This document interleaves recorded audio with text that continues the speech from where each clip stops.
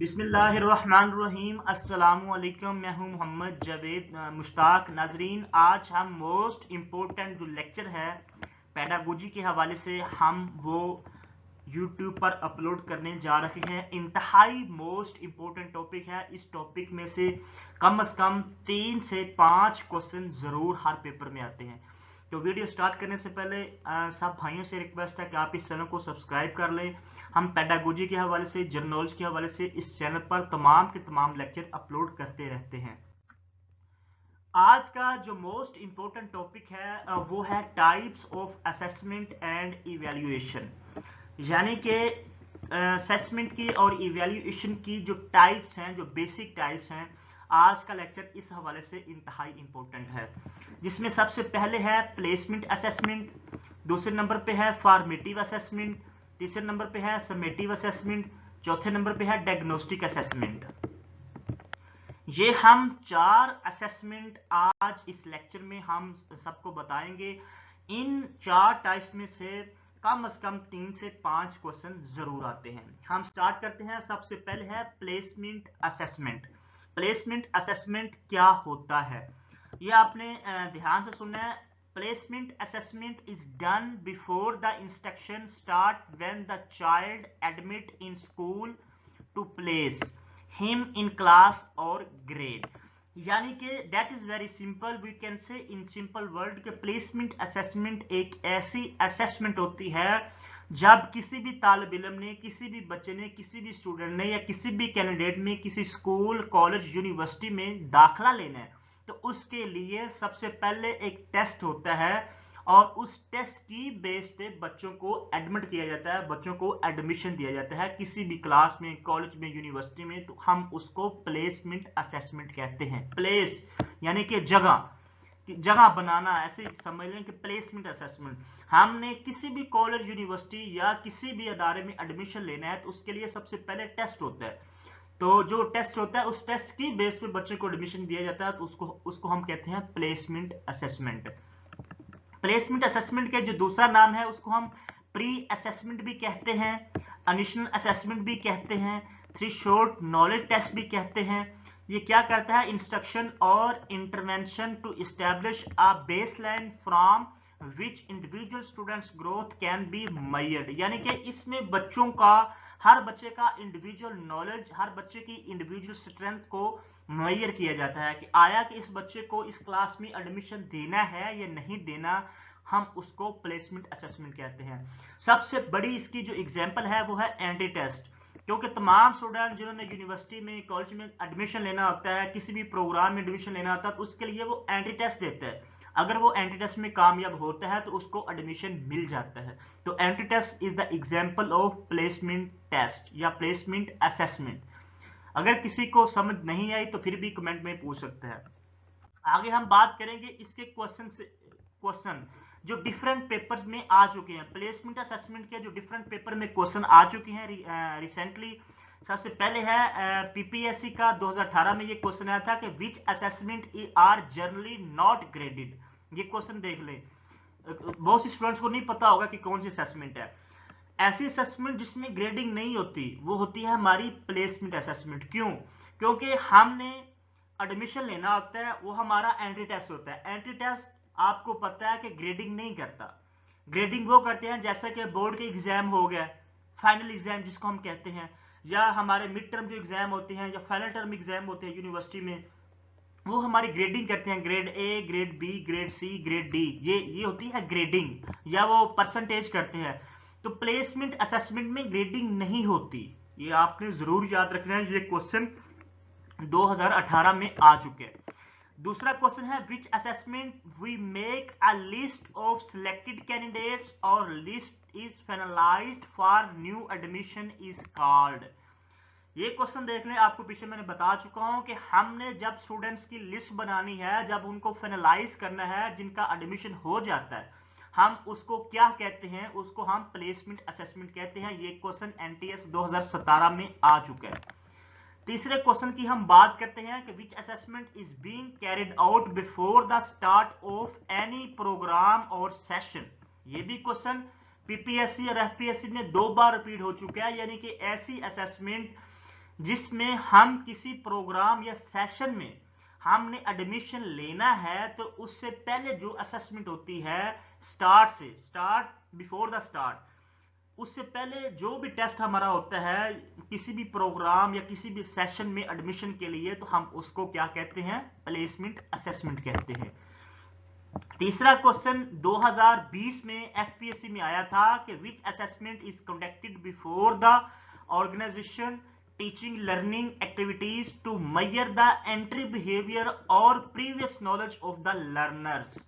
Entry behaviour यानी कि entry test जो किसी भी क्लास में एडमिशन लेने के लिए बच्चों का नॉलेज चेक किया जाता है, प्रीवियस नॉलेज कि बच्चों को इस क्लास में एडमिशन देना है या नहीं देना, इस सेशन में एडमिशन बच्चों का होना है या नहीं होना, उसके लिए एंटी टेस्ट होता है, हम उसको प्लेसमेंट असेसमेंट कहते हैं। ये चारों के चारों क्वेश्चन उन्होंने घुमा शुमा के दिए हैं पेपर में, लेकिन तमाम के तमाम जो क्वेश्चन है ये प्लेसमेंट असेसमेंट के क्वेश्चन है। इन सब का जो जवाब है वो प्लेसमेंट असेसमेंट है। ये 4 क्वेश्चन आपके सामने हैं जो डिफरेंट पेपर में आ चुके हैं।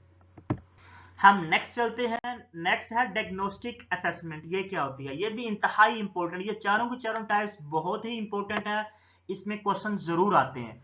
Diagnostic assessment is usually carried out at the start of a new topic to identify what peoples students already know and can do.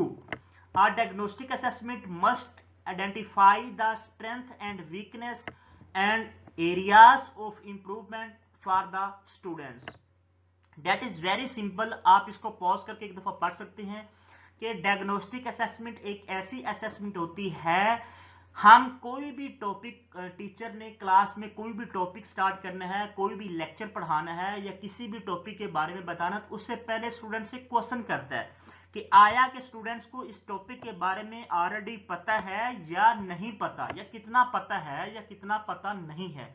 तो उसके लिए जो स्टूडेंट्स पहले क्वेश्चन पूछते हैं उसको हम डायग्नोस्टिक असेसमेंट कहते हैं।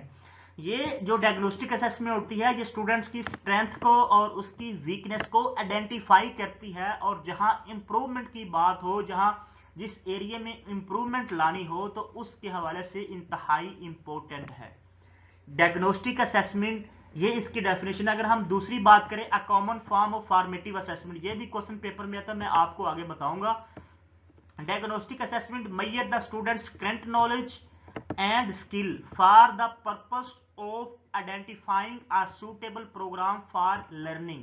यानी कि जब भी टीचर ने कोई भी टॉपिक क्लास में पढ़ाना है तो उससे पहले बच्चों से क्वेश्चन करता है कि आया कि स्टूडेंट्स का जो करंट नॉलेज है वो कितना है, या इसके बारे में उसको कितनी स्किल्स है।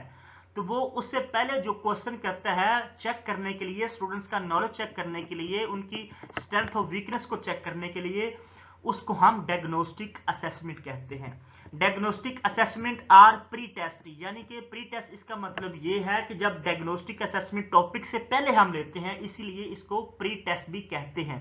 टॉपिक पढ़ाने से पहले जो भी टीचर होता है वो क्वेश्चन करता है कि आया कि इस टॉपिक से रिलेटेड तालिब इल्मों को कुछ पता है या पता नहीं है, कितना नॉलेज है इस टॉपिक से रिलेटेड। उससे पहले जो टीचर पूछता है उसको हम डायग्नोस्टिक असेसमेंट कहते हैं। ये आपने याद रखना है। तो ये थी इसकी कुछ डेफिनेशन या इसकी बेसिक चीज। आगे हम इसके क्वेश्चन चेक करते हैं कि एमसीक्यूज जो डिफरेंट पेपर में आ चुके हैं डायग्नोस्टिक असेसमेंट से रिलेटेड। सबसे पहले क्वेश्चन है, assessment dash help to tell the teacher and the students how much they know and don't know about the upcoming topic. ये वही जो मैंने आपको पीछे बताया, एफपीएससी 2016 में ये क्वेश्चन आ चुका है कि जो भी टॉपिक आगे पढ़ाना है टीचर ने क्लास में, अपकमिंग टॉपिक, उससे रिलेटेड बच्चों को कितना नॉलेज है या कितना नॉलेज नहीं है। ये जब टीचर पूछता है स्टूडेंट से तो उसकी हम उस असेसमेंट को डायग्नोस्टिक असेसमेंट कहते हैं। डायग्नोस करना स्टूडेंट्स की वीकनेस और स्ट्रेंथ को। दूसरा क्वेश्चन है, which assessment is being carried out just at the start of the session और programme to get information about witness and strength of the learners. ये आप चेक कर लें कि स्टूडेंट्स की स्ट्रेंथ को और विटनेस को हमने लर्न करना है कि स्टूडेंट्स कितना इस टॉपिक से रिलेटेड कितना उसको आता है या कितना उसको नहीं आता। ये सारे क्वेश्चन घुमा शुमा के आ रहे हैं पेपर में। ये पीपीएससी 2020 में क्वेश्चन आया था। तीसरा जो क्वेश्चन है, which assessment dash we identifying the learning difficulties related to different areas and disciplines. यानी कि टॉपिक पढ़ाने से पहले स्टूडेंट्स को क्वेश्चन किए जाते हैं, उनसे पूछा जाता है कि उससे रिलेटेड स्टूडेंट्स को कितनी डिफिकल्टीज आ रही हैं। जो टॉपिक टीचर ने क्लास में पढ़ाना है उससे रिलेटेड तालिब इल्मों को कितनी डिफिकल्टीज आ रही हैं डिफरेंट एरियाज में जो उन्होंने टॉपिक पढ़ाना है या जो उन्होंने डिसिप्लिन पढ़ाना है, उससे रिलेटेड जो स्टूडेंट्स को मुश्किलात आती हैं, हम उस असेसमेंट को डायग्नोस्टिक असेसमेंट कहते हैं। ये 3 question different public service commission में पूछे गए और मैंने आपको ये घुमा शुमा के पूछे गए और थोड़े से ट्रिकी भी पूछे गए और आपने इनको अच्छी तरह आपने रट्टा नहीं लगाना, आपने इनके कंसेप्ट क्लियर करने हैं, क्योंकि ये जो क्वेश्चन होते हैं हर जो पब्लिक सर्विस कमीशन होता है वो घुमा शुमा के इस तरह के क्वेश्चन देता है। आपने परेशानी या कोई भी क्वेश्चन आपके ज़हन में आ रहा तो आप कमेंट करके पूछ सकते हैं। हम नेक्स्ट चलते हैं, formative assessment. This is most important, आप कह सकते हैं कि टॉपिक है या टाइप है असेसमेंट के। इसमें से 2 क्वेश्चन तो मस्ट हैं पेपर में। समटाइम्स अगर 80 नंबर की पेडागोजी आ रही है तो उसमें 4 क्वेश्चन असेसमेंट के होते हैं। अभी रिसेंटली एजुकेटर का पेपर हुआ, उसमें 2 फॉर्मेटिव असेसमेंट के क्वेश्चन पूछे गए जो इंतहाई इंपॉर्टेंट है। जो एसएसटी का या लेक्चरर का पेपर देने जा रहे हैं एफपीएससी या एजेके का, तो इसको जरूर जो है ना वो जरूर सुने, जरूर अंडरस्टैंड करें। Formative assessment is a process of monitoring and assessing students learning and understanding in order to adopt your teaching methods to better address students learning needs। यानी कि ये इसके कहने का मतलब ये है कि फॉर्मेटिव असेसमेंट एक ऐसा प्रोसेस होता है जो स्टूडेंट्स की लर्निंग को मॉनिटर करता है। ये कीवर्ड है, learning and assessing the students. Students की लर्निंग को मॉनिटर करता है, स्टूडेंट्स के नॉलेज को मॉनिटर करता है, तो उसको हम फॉर्मेटिव असेसमेंट कहते हैं।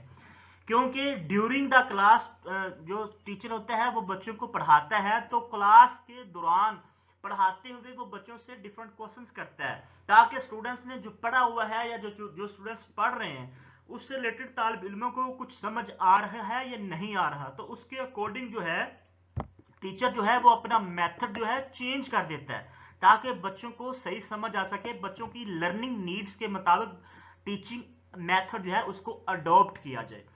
फिर मैं आपको बता रहा हूं, we can say in simple word, formative assessment एक ऐसी असेसमेंट होती है जो बच्चों की लर्निंग को मॉनिटर करती है या बच्चों के नॉलेज को मॉनिटर करती है, या बच्चों को असेस करती है ड्यूरिंग द क्लासरूम। या ड्यूरिंग द क्लासरूम चलते हुए टीचर जो है वो बच्चों से क्वेश्चन करके पूछ सकता है कि आया कि जो मैं पढ़ा रहा हूँ वो इनको समझ आ रहा है या नहीं आ रहा। अगर नहीं आ रहा तो टीचर उसके अकॉर्डिंग अपना टीचिंग मेथड चेंज कर सकता है, तो इसको हम कहते हैं formative assessment. Formative assessment is continuous और ऑनगोइंग असेसमेंट, यानी कि इसका दूसरा नाम ये है। फॉर्मेटिव असेसमेंट को कंटिन्यूस असेसमेंट भी कहते हैं, इसको ऑनगोइंग असेसमेंट भी कहते हैं, इसको प्रोसेस असेसमेंट भी कहते हैं। ये 3-4 इसके डिफरेंट नाम हैं।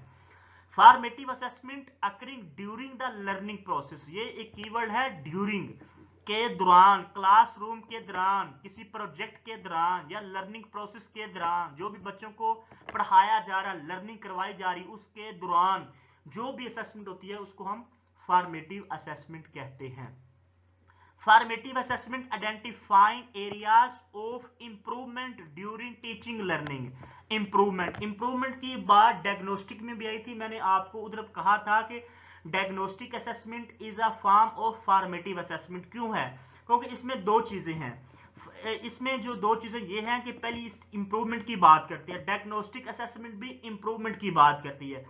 ये जो फॉर्मेटिव असेसमेंट है ये इंप्रूवमेंट की बात तब करेगी जब ड्यूरिंग द लर्निंग, यानी कि during the teaching learning process कोई भी स्टूडेंट्स को मुश्किलात आ रही हैं या उसकी इंप्रूवमेंट की जरूरत पड़ रही है तो स्टूडेंट्स वहां इंप्रूवमेंट की बात करेगा।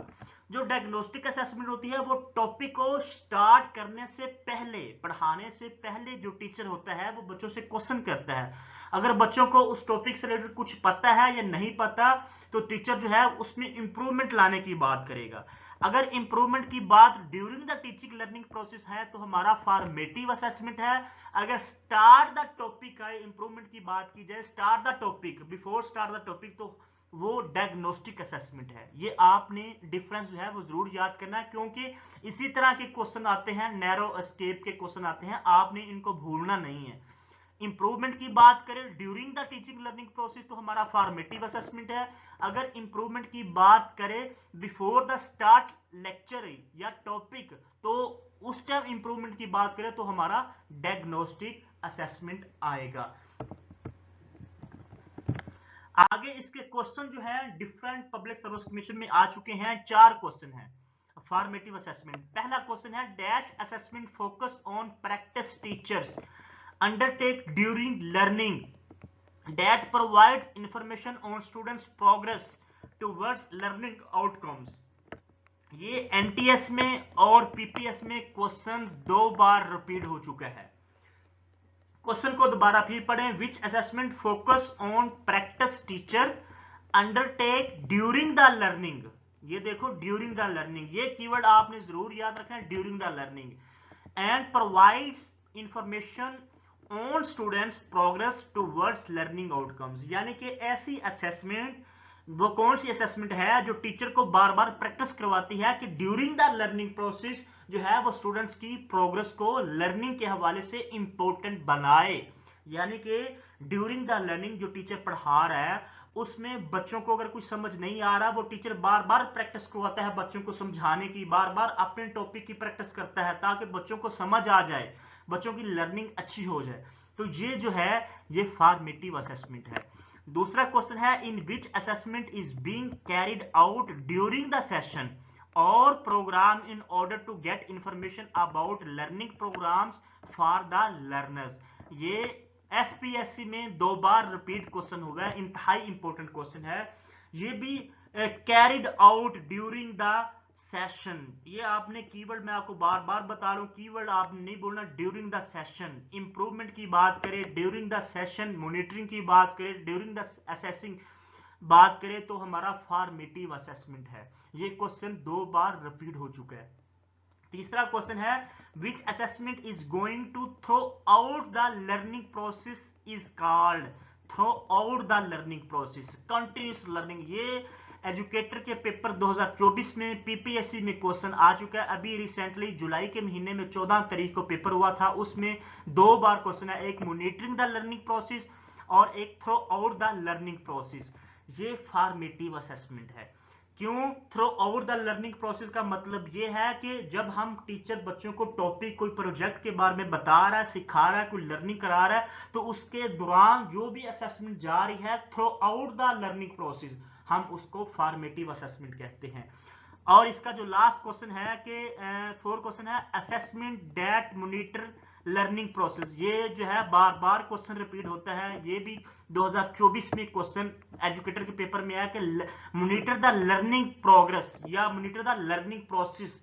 जो भी असेसमेंट होती है बच्चों को मॉनिटर करती है, उनकी लर्निंग प्रोसेस को मॉनिटर करती है, क्योंकि ये ड्यूरिंग द प्रोसेस चलती है, ड्यूरिंग द टॉपिक चलती है, ड्यूरिंग द क्लासरूम चलती है। तो 24 घंटे जो है ना वो स्टूडेंट्स की लर्निंग को मॉनिटर करती रहती है।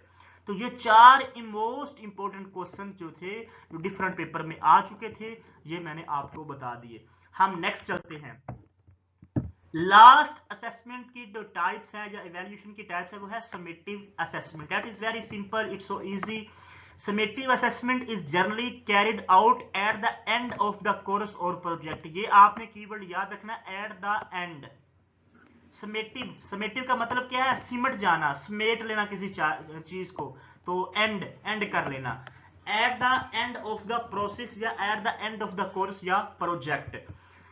Is an educational testing summative assessment are typically used to assign students a course grade and are evaluate। यानी कि ऐसी assessment जो at the end of the course या at the end of the class या at the end of the session जो भी assessment होती है उसको हम summative assessment कहते हैं, जिसमें हम बच्चों की लर्निंग को इवैल्यूएट करते हैं, जिसमें हम बच्चों को ग्रेड देते हैं, जिसमें हम बच्चों को इवैल्यूएट देते हैं। आया कि इस बच्चे ने 1 साल पढ़ा है या 6 माह पढ़ा है, इसने, उसके बाद हम उस पेपर लेते हैं, जैसे कि बोर्ड के पेपर होती हैं।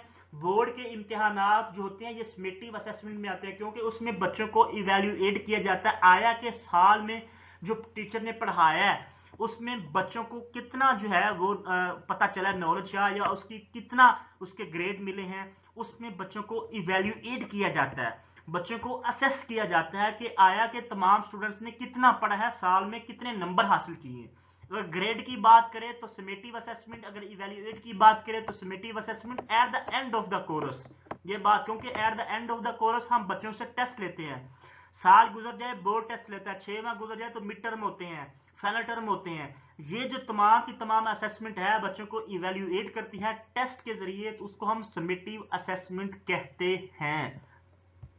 Summative assessment is an assessment which we awarded certain certificate, degree और डिप्लोमा। फिर वही बात आ गई, हम जिस असेसमेंट में बच्चों को कुछ सर्टिफिकेट दें, कोई डिग्री दें, कोई डिप्लोमा दें कि भाई आपने बीएस कंप्लीट कर लिया है, आपका ऑनर्स हो चुका है, आपने मैट्रिक क्लियर कर लिया, उसके लिए हम डिग्री देते हैं, कोई डिप्लोमा देते हैं, कुछ सर्टिफिकेट देते हैं, तो वो होती है हमारी समेटिव असेसमेंट।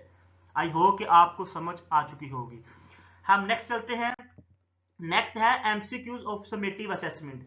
समेटिव असेसमेंट के जो एमसीक्यूज डिफरेंट पेपर्स में आ चुके हैं। पहला क्वेश्चन है, assessment are basically used to determine whether students has passed और फेल, यानी कि पास्ड और फेल इन अ क्लास, यानी कि ऐसी असेसमेंट जिसमें हम स्टूडेंट्स को पास और फेल के लिहाज से जांचते हैं कि स्टूडेंट्स कितने पास हैं कितने फेल हैं, तो वो असेसमेंट हमारी क्या होती है, क्योंकि हम एट द एंड पढ़ाने के बाद पूरा साल पढ़ाया, उसके बाद हमने बच्चों को चेक किया, टेस्ट लिया कि बच्चे कितने पास हुए कितने फेल गए, वो हमारी होती है समेटिव असेसमेंट। उसके बाद है which assessment is an assessment of learning. ये आपने चीज जो है ये जरूर याद रखनी है, ये कि कौन सी असेसमेंट है, असेसमेंट ऑफ लर्निंग है। ऑफ लर्निंग ये कीवर्ड है, आप इसको देख लें, ये नोट में देखें कि assessment of learning is summative assessment, यानी कि अगर क्वेश्चन पेपर में यह आ जाए विच, ये क्वेश्चन पेपर में आया हुआ 2024 के यानी कि एजुकेटर के पेपर में, विच assessment is an assessment of learning. अगर ऑफ लर्निंग की बात की जाए तो हमारी समेटिव असेसमेंट है। ऑफ लर्निंग की बात की जाए तो हमारी समेटिव असेसमेंट है। अगर असेसमेंट फॉर लर्निंग की बात की जाए, जो फॉर लर्निंग, अगर फॉर, ये बहुत इंपॉर्टेंट क्वेश्चन है, आपने इसको मिस नहीं करना। ऑफ और फॉर का डिफरेंस है, अगर ऑफ आ जाए तो समेटिव असेसमेंट, अगर फॉर आ जाए तो फॉर्मेटिव असेसमेंट।